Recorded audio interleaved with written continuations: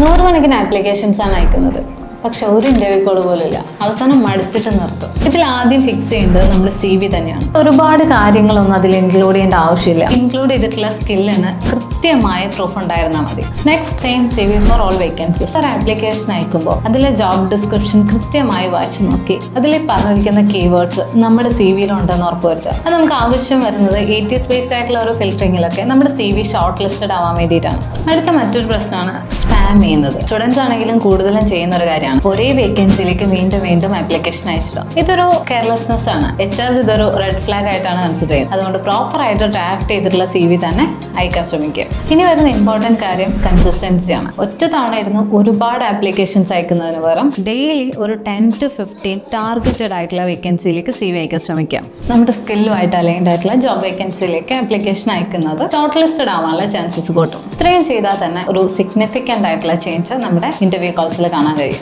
ഇങ്ങനെ വരുന്ന interview calls miss ആവാതിരിക്കാൻ ഡെയിലി ഇമെയിൽസ് കൂടെ ചെക്ക് ചെയ്തേക്കുക. ഈ പറഞ്ഞതിൽ ഏറ്റവും എഫേർട്ട് വേണ്ടി വരുന്നത് ഓരോ വേക്കൻസിയിലേക്കും ടൈലേർഡ് ആയിട്ടുള്ള CV കസ്റ്റമൈസ് ചെയ്യാന്നുള്ളതാണ്. ഇതിനു വേണ്ടി AI ബേസ്ഡ് ആയിട്ടുള്ള ഒരു ടൂൾ നമ്മൾ ബിൽഡ് ചെയ്തിട്ടുണ്ട്. അതിനെക്കുറിച്ച് അടുത്ത വീഡിയോയിൽ പറയാം. അപ്പോൾ ഓക്കെ, ബൈ ബൈ.